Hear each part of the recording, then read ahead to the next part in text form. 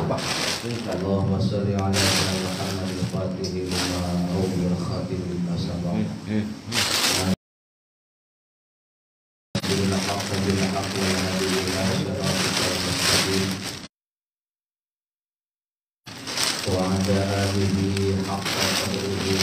Sudah payung nih.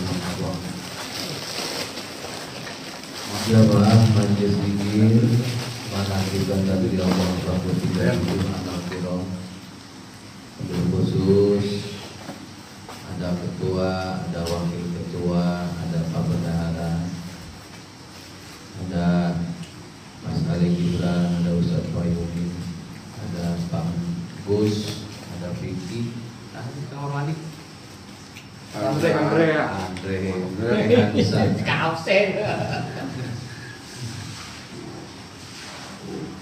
Alhamdulillah malam ini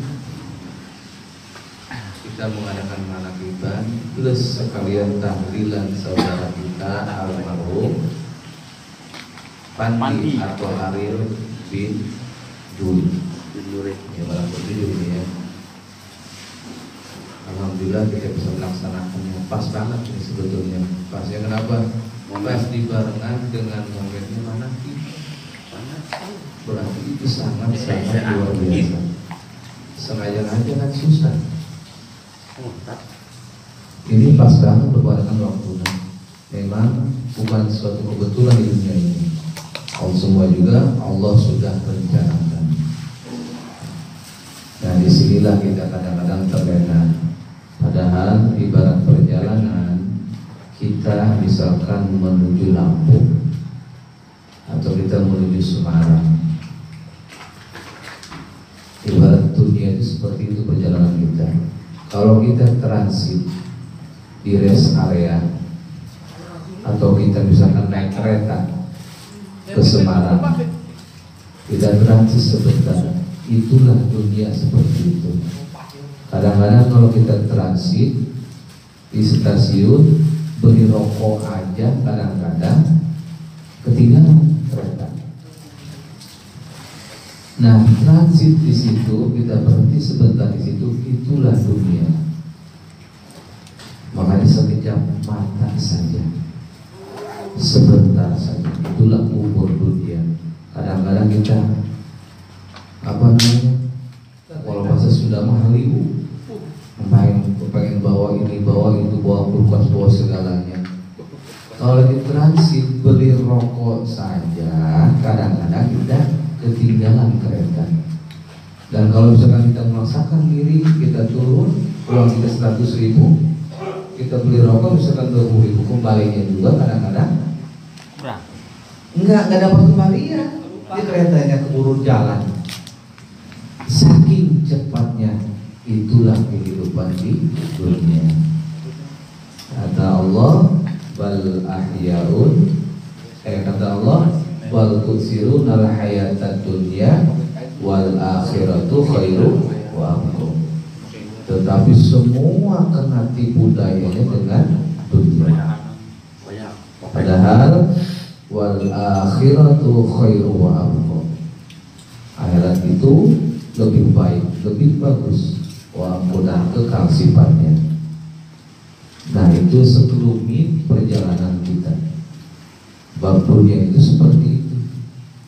Ya, tidaklah ibarat transit seperti transit saja, itulah dunia. Karena nanti kalau sesudah ruh kita keluar dari jasa kita, nanti kita akan mengalami transit-transit seperti itu. Pertama kita transit dulu, setelah itu dia transit pertama di dunia, transit kedua yaitu di alam kubur. Setelah transit di alam kubur, ada lagi transit misalkan persidangan atau transit di yaumil hisab. Nah setelah itu baru mencapai tujuan.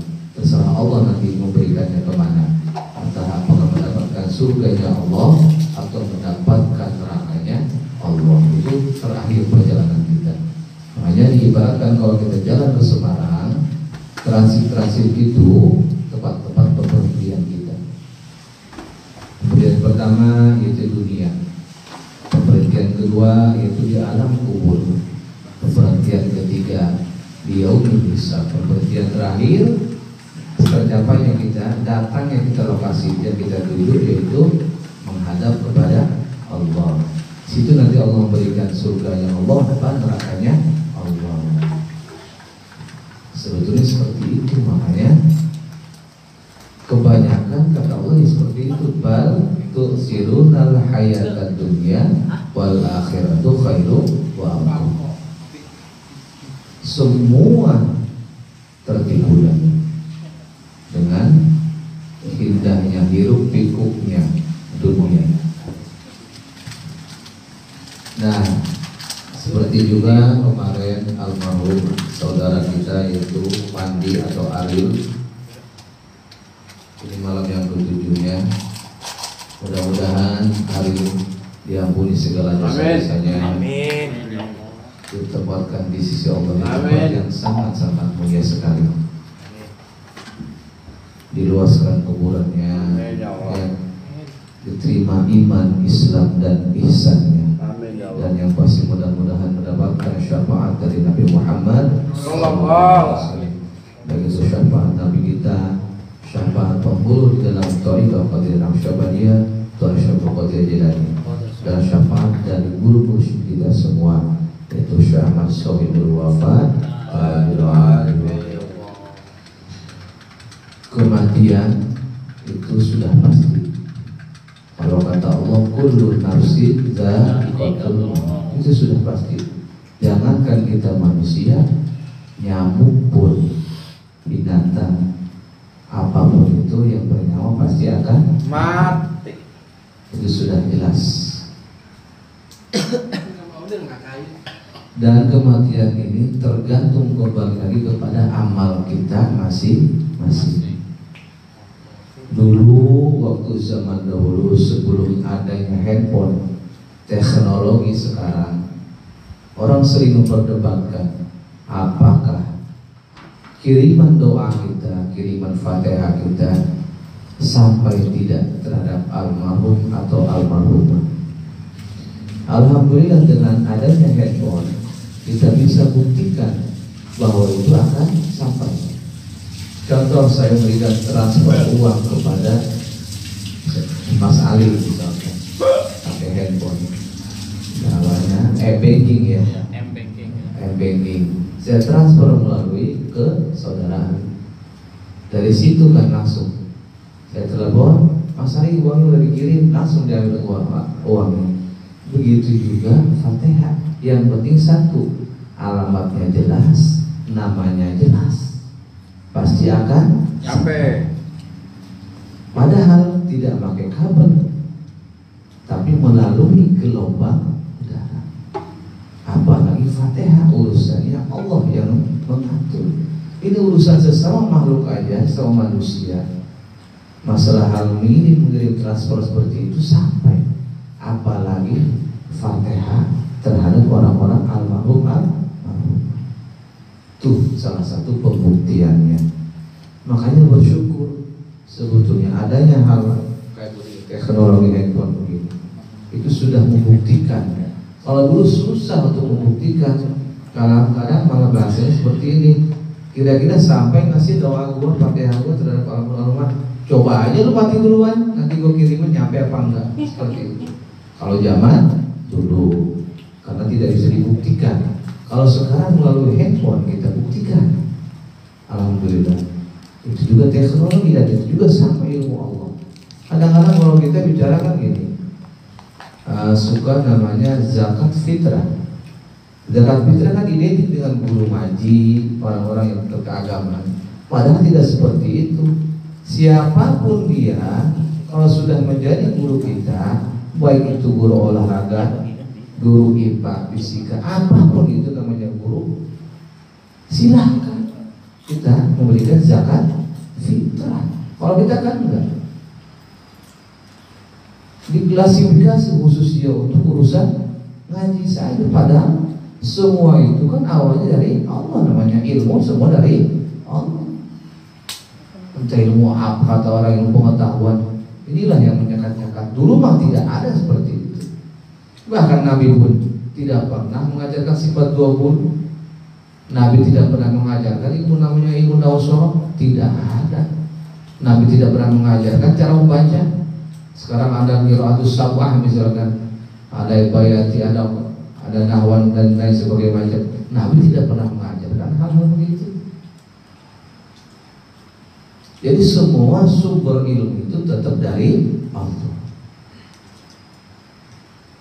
Kadang-kadang umat Islam sendiri mengklasifikasi begitu.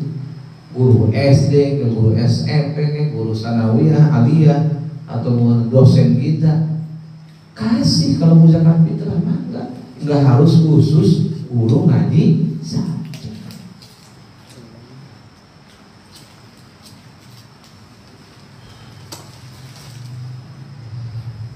Kematian itu sesuatu yang sudah pasti, dan kematian itu amal kita sendiri nanti yang menentukan. Memang ada ilah yang lain yang ada sedekah zariyatun waladun shalihun ilman nafi'an, ada seperti itu.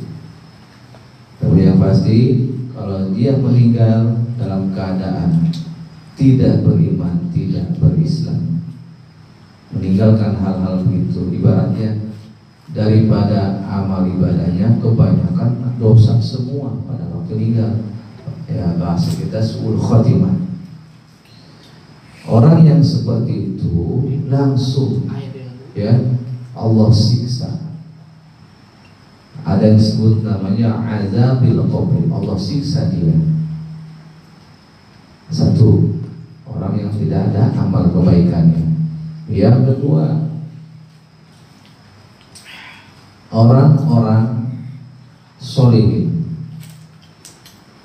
Contohnya amal kebaikan dan amal kejelekannya, lebih banyak amal kebaikannya, amal kejelekannya malah tidak ada.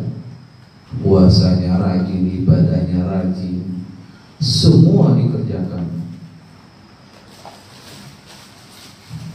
Pemangkan yang lebih qarabi fa'yamu amalan sholihan wa la yusyrik bi ibadati rabbih ahad. Yang seperti itu. Gimana yang mati seperti itu? Menurut Ibnu Abbas, sahabatnya Rasulullah, sekaligus saudaranya namanya Rasulullah, kata Ibnu Abbas, orang yang seperti itu langsung masuk surga. Oh jadi surga sudah ada, berarti sudah ada surga. Sekarang mau nunggu apa lagi coba? Kejelekan tidak ada, apa-apa tidak ada. Yang ada semua kebaikan dan kebagusan semua. Berarti langsung Allah tempatkan orang tersebut ke dalam surganya Allah. Sekarang mau nunggu apa lagi? Nunggu hisab, nunggu sidang, emang nggak ada kejelekannya, nggak ada dosa-dosanya, kebaikan semua yang ada dalam diri dia. Berarti dia langsung masuk ke dalam surganya Allah. Itu menurut tafsir Ibnu Abbas. Tapi ada yang mengatakan, ulama lagi yang lain, belum, nanti semua menunggu pada waktu yaumul hisab. Ada yang seperti itu keterangannya.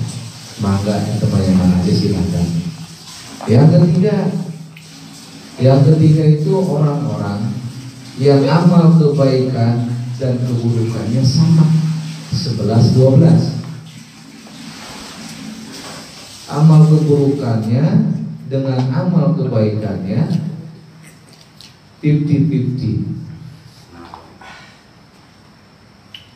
Model seperti ibadahnya rajin tapi berantemnya rajin, puasanya rajin tapi ngerentenir misalkan. Pas dilihat catatannya dia meninggal, amalnya 50-50, kebaikan dan kejelekannya sama.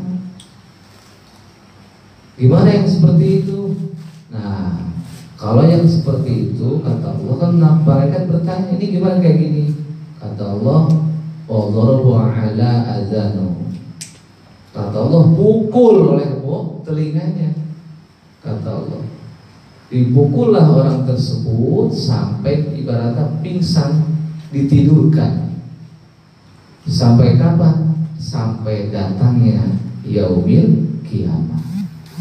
Nah, mudah-mudahan kita masuk kategori makom yang ketiga. Mudah-mudahan. Jadi tidak ada namanya azabil qabr. Ditidurkan, dipukul sama malaikat. Malaikat bertanya, ini gimana Allah kayak begini nih? Amalan baiknya dan amal kejelekannya sama, 50-50. Kata Allah, "Daraba ala adanu." Pukul telinganya sampai nyana pingsan.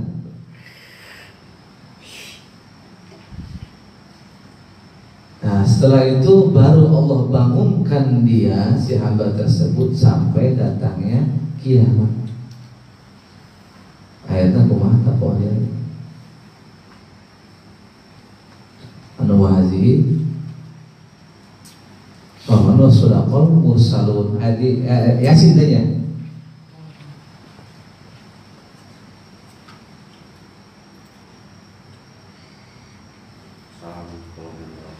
Ya, ada di Yasin asalnya. Ayat itu nak kumaha kok awalan kok. Ya, jadi kata dia pasti jawab, pas dia dibangunkan oleh malaikat, dia menjawab, ih, apa ini nih? Ada apa ini kok saya dibangunin, katanya. Ini sudah datang yang disebut namanya hari kiamat.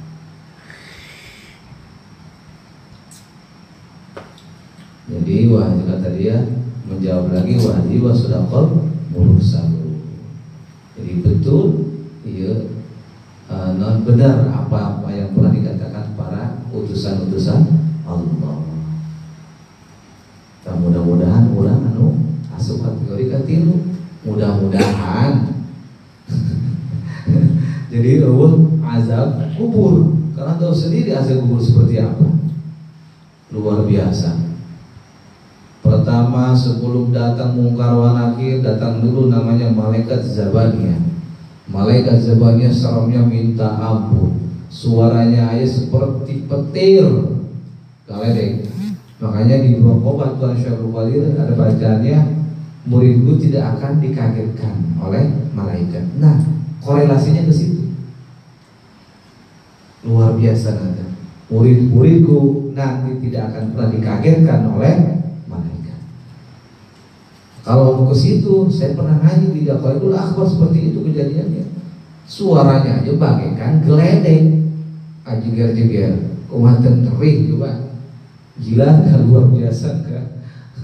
Makanya alhamdulillah di Bangkobah Tuan Syekh kita sudah ada mempunyai garansi. Nah, setelah itu kematian yang keempat. Kematian yang keempat yang seperti apa? Contoh kalau di Fitri Sangyang ada makomnya Ki Adam atau namanya Arya Yuda Nagara. Dia itu seorang pejuang, seorang heroin. Ya, dia seorang pejuang yang mati di jalan Allah. Dia itu kan anak pertama dari Arya Wangsala. Dia itu masuk kategorinya, kalau dalam bahasa sekarang bupati atau wali kota, dia kedua itu Tangerang setelah Arya Wangsala. Jadi warga ada, kan orang mana kan dekat, jadi nggak biasa aja kesannya ya. Padahal luar biasa. Terus kedua, karena kurang perhatiannya dari wilayah kota sendiri. Coba kalau kita lihat dari kabupaten, di daerah Lengkong ya gitu, ada yang sekarang seperti apa makomnya, besarnya, luasnya luar biasa. Itulah orang Tangerang dua. Hari itu negara terlebih dikenal dengan kiamat. Nah, gimana orang yang seperti itu? Kata Allah, wala tahsabanna lazina illa oh dia itu illa qatilu fi sabilillahi amwat. Jangan kau kira orang yang mati di jalan Allah itu ya, orang yang kau kira orang yang mati di jalan Allah itu meninggal. Kata Allah, bal ahya'un 'inda rabbihim yurzaqun. Bahkan mereka diberikan rezeki oleh Allah. 'Inda rabbihim, di sisi Tuhan. Itulah kategori maksudnya tadi saya ceritain kiadah tersebut. Nah, kalau dia itu masih di dunia. Kalau yang 3 tadi, yang diterangkan tadi, yang 3 itu sudah ada di alam beda lagi. Yang 1 ada di alam kubur, yang kedua yang tadi banyak amal ibadah yang lebih semuanya lo superior lah, ibaratnya bagus semua, itu masuk kategori langsung masuk dalam surga. Yang ketiga itu ditelurkan oleh Allah sampai nanti dibangunkan pada waktu yaumil kiamah. Yang keempat yang tadi, ya, yang keempat yang mati fi sabilillah di jalan Allah, entah itu para pejuang kemerdekaan atau orang-orang yang mati di jalan Allah seperti dakwahnya kepada masyarakat, ya, jadi mubalik, dari pembesar-pembesar Islam, orang-orang syahid, orang-orang solihun misalkan seperti itu, atau para kategorinya aulia Allah. Nah seperti itu masuk kategorinya hidup masih ada di dunia, tapi kata Allah tidak banyak yang mengetahuinya. Kalau tidak banyak yang mengetahuinya berarti ada yang mengetahui. Sedikit berarti kan ya. Kayak contoh seperti orang-orang yang telah Allah kasyafkan dalam pandangannya, pasti dia bisa melihat hadir mereka, dan mereka terus hidup dan mendoakan kita semua yang di sini. Itu makom yang ke. Dan kalau Quran bicara masalah Nabi Allah Khidir, kita tahu Nabi yang masih hidup ada 3. 1 Nabi Allah Ilyas alaihissalam, kedua Nabi Allah Khidir alaihissalam, bagian dimakan ya. Yang ketiga Nabi Allah Isa alaihissalam. Itu kan sedikit, tapi disebutkan dalam Al-Quran. Kalau disebutkan dalam Al-Quran itu hanya contoh, berarti banyak. Bukan hanya 3 orang ini saja. Kayak model gini, contoh Nabi yang wajib kita ketahui ada 25 Nabi. Rasul ada 5 Rasul. Berarti di luar itu banyak. Ternyata Nabi itu ada 124.000 Nabi. Rasul ada 313 Rasul. Kayak ngurus kejadian contoh Siti Maryam, ya, yang tinggal di mihrabnya masjid, yang Allah memberikan langsung makanan dari surga. Itu hanya contoh sekelumit 1. Kalau itu 1 berarti di luar banyak, dan kita tidak mengetahuinya. Nah, Nabi Allah Khidir selain itu juga banyak. Itu hanya sampel saja, contoh saja. Itulah Quran. Kalau menyebutkan seperti itu berarti ada. Kayak boleh tadi contoh, hanya sedikit sekali orang yang mengetahuinya. Berarti ayat kan? Nah, itulah Al-Quran.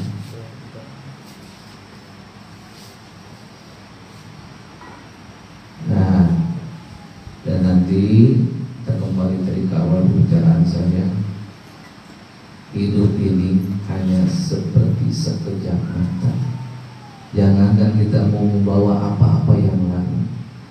Ibaratnya beli rokok di jalan baiknya orang sampai mau ketinggalan kereta. Itulah dunia.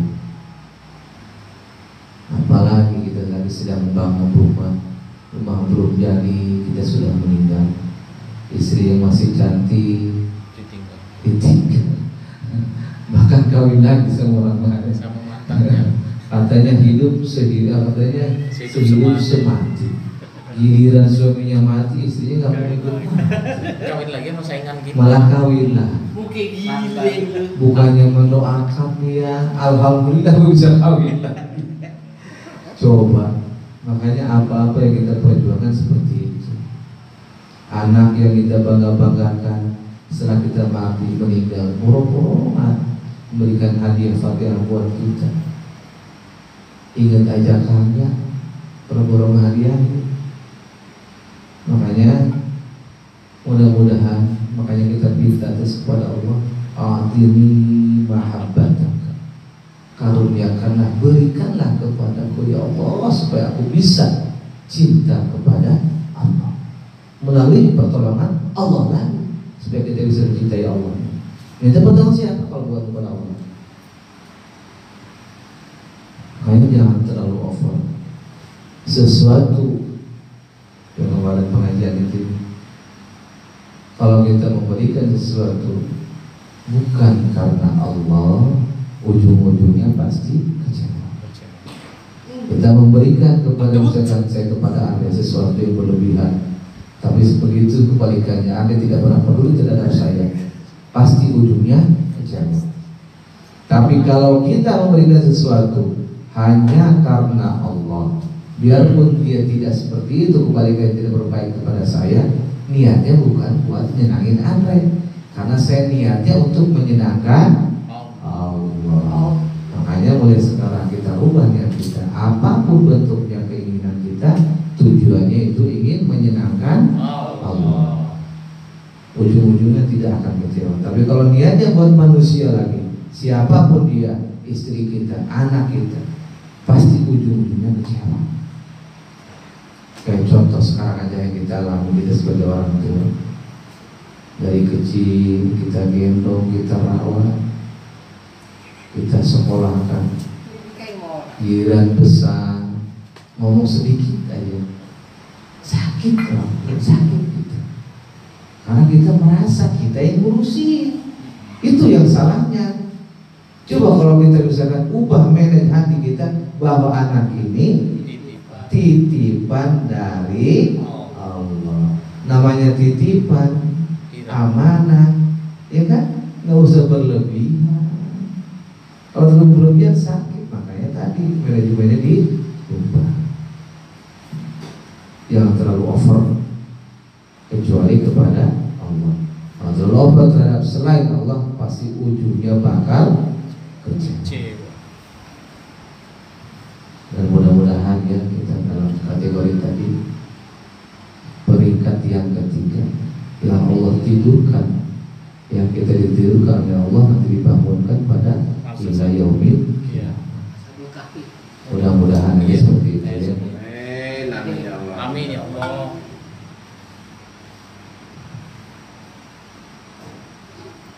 Hadanallahu wa iyyakum wa ala fahmikum. Wassalamualaikum warahmatullahi wabarakatuh. Waalaikumsalam. Allahumma Allahumma sholli ala sayyidina Muhammad wa ala ali sayyidina Muhammad. Amin.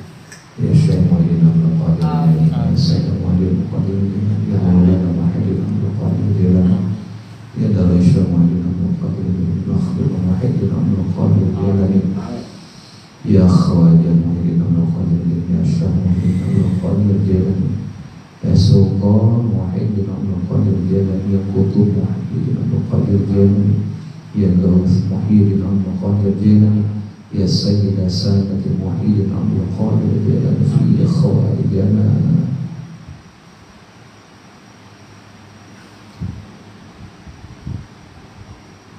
khair dunia wal akhirah wa razukni nafa'ina kulli khair wa ya ahli kulli khair wa ya ahli khair wa ya ahli khair anta Allah anta la ilaha illallah Allahumma lakal qulu wa bikal qulu wa bikal qulu wa ilaikal qulu wa antal qulu wa qulu bi rahmatika ya arhamar rahimin.